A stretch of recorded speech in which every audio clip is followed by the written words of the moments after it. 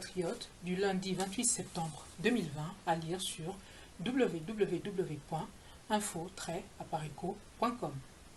Flash. Le voyage secret de Félix Tshisekedi à Bruxelles met le feu aux poudres à Kingakati. La rencontre à huis clos ce jeudi 24 septembre entre les deux alliés du CACH, Félix Tshisekedi, et du FCC, Hippolyte Kanambe alias Joseph Kabila, s'est très mal passé, nous ont confié une source très proche du leader de CACH. L'atmosphère était plutôt électrique. Le flegmatique Rice aurait perdu son flegme légendaire au point de taper du poing sur la table. Il accuse son allié et complice Tshilombo de vouloir lancer, sous pression des États-Unis et de la Belgique, l'opération visant à le livrer à la justice internationale.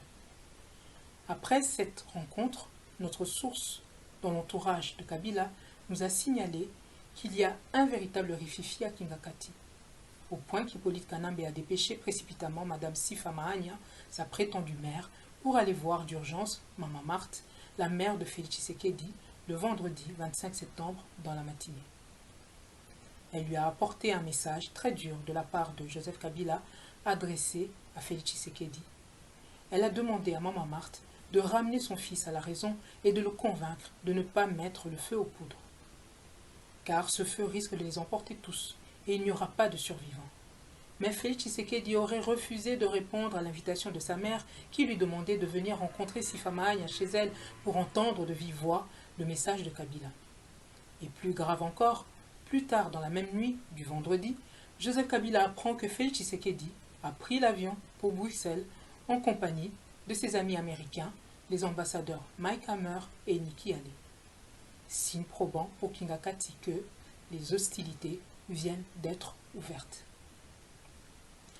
Dans cette atmosphère apocalyptique, le peuple congolais doit s'attendre à une grave implosion nationale s'il ne fait rien pour stopper cette escalade infernale, ainsi que l'a prévenu dernièrement M. Noringwanda lors de son face-à-face avec quelques journalistes congolais. Et l'incursion du fameux Gédéon Kyungu, qui a attaqué, comme par hasard, la même nuit de vendredi 25 septembre, les points stratégiques de la ville de Lubumbashi, la RTNC, le gouvernorat, la banque et l'état-major des FARDC, pour proclamer l'État indépendant du Katanga, cette incursion-là, disions-nous, n'est pas le fait du hasard.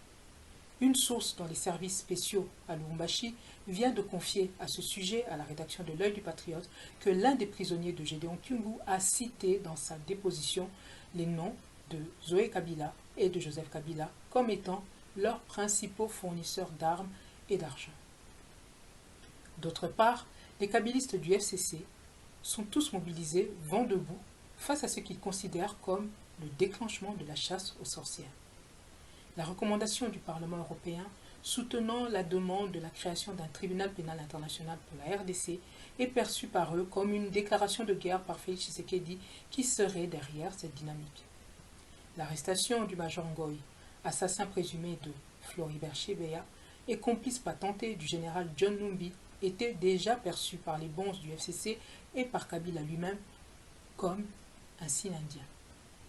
Tout le monde a compris que le procès du Major Ngoï ouvrira la boîte de Pandore qui cache une litanie de crimes dont Hippolyte Kanambe et les siens sont des auteurs présumés.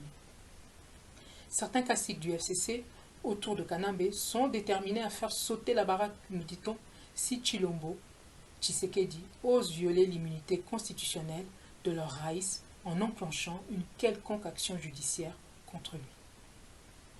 L'alliance des fraudeurs commence donc à montrer ses limites. Les voleurs et les reselleurs s'empoignent au sujet de la répartition du butin. Il ne faut pas que le peuple congolais soit la victime expiatoire de leur turpitude. Pour cela, le peuple congolais doit réagir rapidement en se mobilisant comme un seul homme pour mettre hors d'état de nuire voleurs et reselleurs, complices et mentors. L'heure n'est plus à la tergiversation. La guerre des clans et des gangs est déclarée. Et il ne faut pas que la RDC en paye le prix de sa stabilité et son intégrité. Paris, le 28 septembre 2020, Candido Keke, L'Œil du Patriote, à lire sur www.info-appareco.com.